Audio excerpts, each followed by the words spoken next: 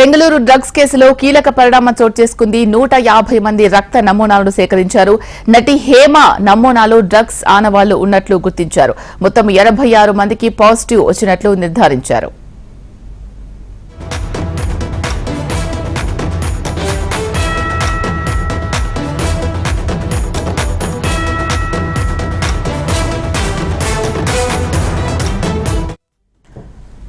Bengaluru drugs కేసులో కీలక పరిణామం చోటు చేసుకుంది. 150 మంది రక్త నమూనాలను సేకరించారు. నటి హేమ నమూనాలో డ్రగ్స్ ఆనవాళ్లు ఉన్నట్లు గుర్తించారు.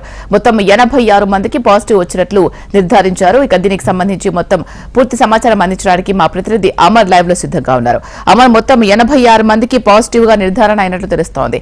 నటి హేమకు పాజిటివ్ గా వచ్చినట్టుగా తెలుస్తోంది. ఆమెకు కౌన్సిలింగ్ ఇచ్చే అవకాశం ఉన్నట్లుగా సమాచారం అందుతోంది. ఇలా రాష్ట్ర వ్యాప్తంగా ఏదైతే ఇటు తెలుగు రాష్ట్రాలను షేక్ చేసినటువంటి బెంగళూరు డ్రగ్స్ కేసుకు సంబంధించి కీలక పరిణామం చోటు చేసుకుందని చేసుకోవచ్చు.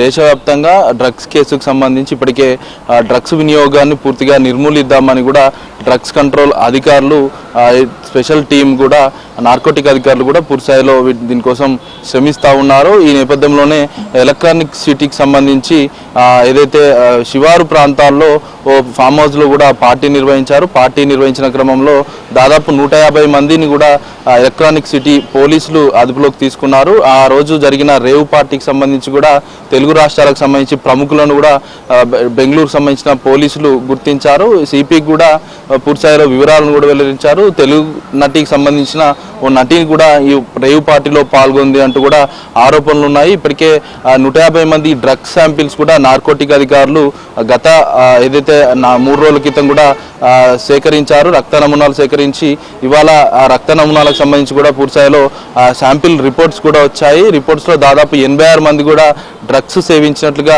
పోలీసులు అయితే గుర్తించారు. ఆ దీనికి సంబంధించి చూసుకుంటే దాదాపు 86 మందిలో 57 మంది పురుషులు ఉన్నారు, మరోవైపు 27 మంది మహిళలు ఉన్నారు. వీరంతా కూడా రక్త నమూనాలు అన్నింటిలో కూడా పూర్తిస్థాయిలో పాజిటివ్ వచ్చినట్టుగా నిర్ధారించారు. ప్రస్తుతానికైతే డ్రగ్స్ కేసుకు సంబంధించి కూడా 86 మందికి పాజిటివ్ రావడం, మరోవైపు తెలుగు రాష్ట్రాలకు సంబంధించి కూడా చాలా మంది ప్రముఖుల పేర్లు వినబడడంతో చాలా మంది కూడా ఖండించారు. ఇప్పటికే మాజీ మంత్రి కాకానితో పాటు ఇటు సినీ నటి హేమకు సంబంధించి కూడా ఖండించింది. ఎందుకంటే హేమ కూడా ఏదైతే డ్రగ్స్ పార్టీలో దొరికిన క్రమంలో నేను అంటే చాలా మీడియా కథనాల్లో కూడా హేమ పేరు వినబడడం, ఆ తర్వాత ఆమె ఖండిస్తూ కూడా ఒక వీడియోని రిలీజ్ చేసింది. నేను మా ఇంటి దగ్గరే ఫామ్ హౌస్లో ఉన్నాను, ఫామ్ హౌస్లో చిల్ అవుతున్నాను అంటూ కూడా ఒక వీడియో రిలీజ్ చేసింది. దీన్ని కర్ణాటక పోలీసులు పూర్తిగా ఖండించారు. ఆమె డ్రగ్స్ పార్టీలో ఉన్నట్టుగా ఒక ఫోటోను కూడా నిర్ధారిస్తూ కూడా ఫోటోను కూడా విడుదల చేశారు. ఆ తర్వాత మరో వీడియోను కూడా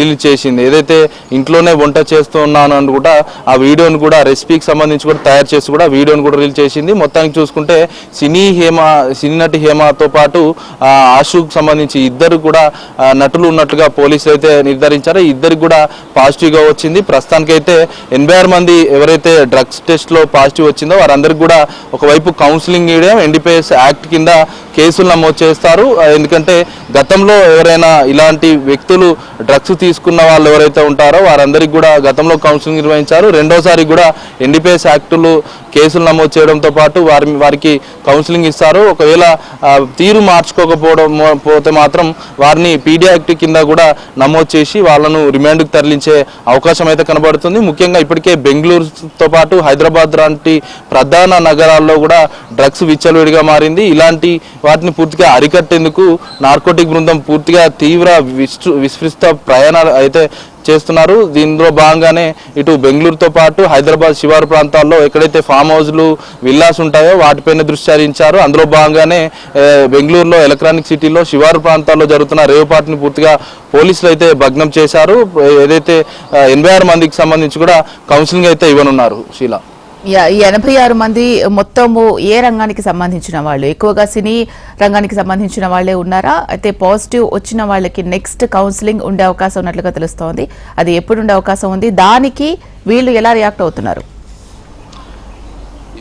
ప్రస్తుతానికి అయితే సినీ నటి హేమ దీని పట్ల స్పందించలేదు. ఎందుకంటే ఆమెకు పాజిటివ్గా నిర్ధారణ కావడం, ఇప్పటికే పోలీసులు నోటీసులు కూడా ఇచ్చినట్టుగా తెలుస్తుంది. ఎందుకంటే చాలాసార్లు కూడా హేమ మీద శివారు ప్రాంతాల్లో డ్రగ్స్ తీసుకొని పట్టుబడినట్లు కూడా చాలా ఆరోపణలు వచ్చాయి.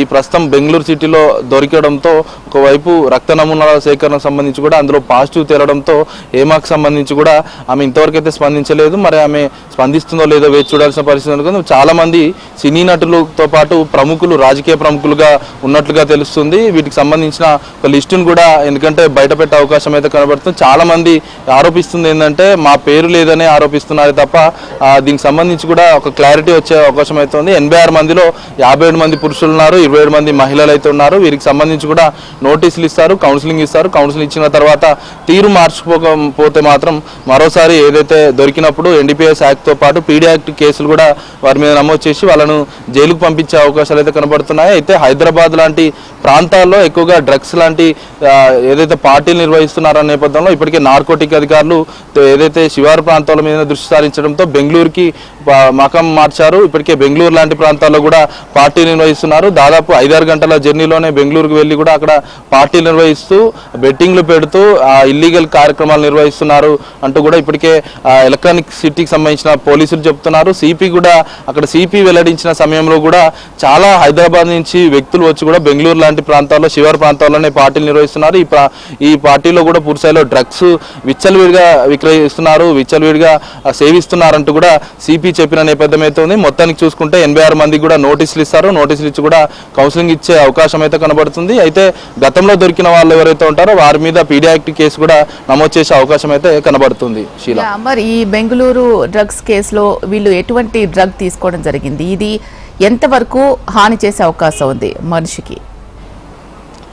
బెంగళూరు డ్రగ్స్ కేసుకు సంబంధించి ఇప్పటికే MDMA పిల్స్తో పాటు చాలా ఏదైతే శాంపిల్స్ను కూడా వాళ్ళు సేకరించారు. ఈ MDMA డ్రగ్స్ అనేది చాలా విషపూరితమైనది. ముంబై లాంటి ప్రధాన నగరాల్లోనే ఇది విక్రయిస్తారు. ఇది ప్రస్తుతం బెంగళూరుతో పాటు హైదరాబాద్ నగరంలో విచ్చలవిడిగా అమ్ముతున్నారు. ఒక్కొక్క గ్రాము ధర దాదాపు 3,500 నుంచి బహిరంగ మార్కెట్లో 6,000కు పైగా అమ్ముతారు. చాలా మంది కూడా గోవాతో పాటు విదేశాల నుంచి కూడా ఏదైతే ఈ డ్రగ్ను తీసుకొస్తారు, MDMA డ్రగ్స్ను తీసుకొచ్చి ఇక్కడ అమ్ముతారు. అయితే MDMA డ్రగ్ ఒక్కసారి 8 స్ట్రిప్స్ ఉంటాయి. 8 స్ట్రిప్స్ 8 సార్లు యూజ్ చేస్తారు. 8 సార్లు యూజ్ చేసిన క్రమంలో ఎక్కువగా మత్తు కలగడం, ఆ మత్తు వల్ల ఏదైతే అది MDMA సేవించడం వల్ల పూర్తిగా లివర్స్తో పాటు లోపల ఉన్న ట్రాన్స్ప్లాంటేషన్స్ సంబంధించిన కొన్ని వ్యాధులు వ్యాపించే అవకాశాలు అయితే ఉన్నట్టు ఏదైతే వైద్యులు అయితే చెప్తున్నారు. మొత్తం మీద ఇది హెవీ డ్రగ్ అని చెప్పుకోవచ్చు. ఇలాంటి డ్రగ్స్ను పూర్తి స్థాయిలో నిషేధించబడినటువంటి డ్రగ్ కామన్గా అల్ప్రోజోమ్ లాంటి ఆశాయాలు ఇలాంటివి అయితే జనరల్గా చాలా మంది యూజ్ చేస్తారు. MDMA డ్రగ్స్ అనేవి మార్కెట్లో చాలా విలువ గలది.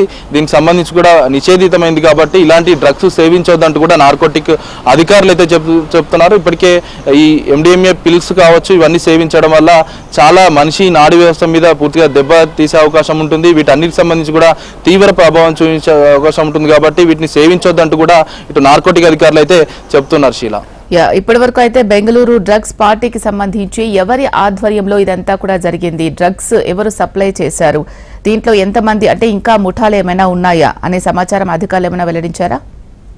ప్రస్తుతానికైతే ఈ రేవ్ పార్టీకి సంబంధించి వాసు అనే వ్యక్తి నిర్వాహకుడిగా ఉన్నారు. అతనికి కూడా డ్రగ్ పాజిటివ్గా తేలింది. చాలా రోజుల నుంచి కూడా డ్రగ్ పార్టీలు నిర్వహిస్తున్నారు. ఈ నేపథ్యంలోనే పోలీసులు మాటు వేసి ఒక్కసారిగా 150 మంది వ్యక్తులను అయితే పట్టుకున్నారు. దీనికి సంబంధించి కూడా ఎన్నిసార్లు పార్టీ నిర్వహించారు అని కూడా వాసును అతనిపైన NDPS యాక్ట్తో పాటు క్రిమినల్ కేసులు కూడా నమోదు చేశారు. చాలాసార్లు కూడా పార్టీలు నిర్వహించారు కాబట్టి ఈ పార్టీలో ఎవరెవరు పాల్గొన్నారు, ఇప్పటికే అందులో ఉన్న రేవ్ పార్టీకి సంబంధించి ఆ ఫామ్ హౌస్లో ఉన్న సీసీ ఫోటోస్తో పాటు పూర్తిస్థాయిలో వివరాలను కూడా అక్కడ ఉన్న నిర్వాహకులు, పనివారందరినీ కూడా పోలీసులు, ఎలక్ట్రానిక్ సిటీ పోలీసులు కూడా పూర్తిస్థాయిలో డేటాను కూడా వెలికి తీశారు. ప్రస్తుతానికైతే వాసుకు కూడా డ్రగ్ టెస్ట్లో ఏదైతే పాజిటివ్గా నిర్ధారణ కావడంతో వాసుకు సంబంధించి కూడా వివరాలు రాబడుతున్నారు. అసలు ఈ డ్రగ్స్ ఎక్కడి నుంచి తెస్తున్నారు, డ్రగ్స్ మీరే తెస్తున్నారా, నిర్వాహకులే చేస్తున్నారా లేక కస్టమర్స్ తీసుకొచ్చి ఇక్కడ సేవిస్తున్నారా, వీటన్నిటికి సంబంధించి కూడా వివరాలు అయితే రాబడుతున్నారు. మొత్తానికి చూసుకుంటే అతిపెద్ద డ్రగ్ పార్టీ భగ్నం చేసిన సంబంధించి పోలీసులు ఇప్పటికే కింది స్థాయి ఎలక్ట్రానిక్ సిటీ పోలీసులను కూడా బెంగళూరు సిటీ సిపి పూర్తిస్థాయిలో అభినందించారు. మొత్తానికి చూసుకుంటే బెంగళూరులో ఇలాంటి ఆటలు సాగవు, డ్రగ్స్ లాంటి పూర్తిగా నిషేధితము, ఒకవేళ సేవిస్తే మాత్రం పీడీ యాక్ట్ కేసులు పెట్టి చట్టరీత్యా కఠిన చర్యలు తీసుకుంటామంటూ కూడా బెంగళూరు సిటీ పోలీసులు అయితే చెప్తున్నారు. మొత్తానికి చూసుకుంటే వాసు సంబంధించి కూడా అతని కాంటాక్ట్ లిస్టు, వాట్సాప్ చాట్స్ అంటే కొన్ని గ్రూపులు కూడా క్రియేట్ చేసి బెంగళూరులో డ్రగ్స్ దందా నిర్వహిస్తున్నారు, ఈ రేవ్ పార్టీలు నిర్వహిస్తున్నారు. అతనికి సంబంధించి వాసు దాదాపు 5-6 ప్రాంతాల్లో కూడా ఇలా ఏదైతే రేవ్ పార్టీలు నిర్వహించాడు, చాలా ప్రాంతాల్లో అంటే చివరి ప్రాంతాలనే టార్గెట్ గా చేసుకొని ఫామ్ హౌస్ లో డ్రగ్స్ దందా నిర్వహించాలని కూడా ఇప్పటికే పోలీసులు నిర్ధారించారు. కాబట్టి వాసు పైన క్రిమినల్ కేసులు కూడా పెట్టే అవకాశం అయితే కనబడుతుంది. మొత్తానికి చూసుకుంటే వాసు డాటాను కూడా వెలికితీస్తున్నారు. Sheela, right, thank you Amar.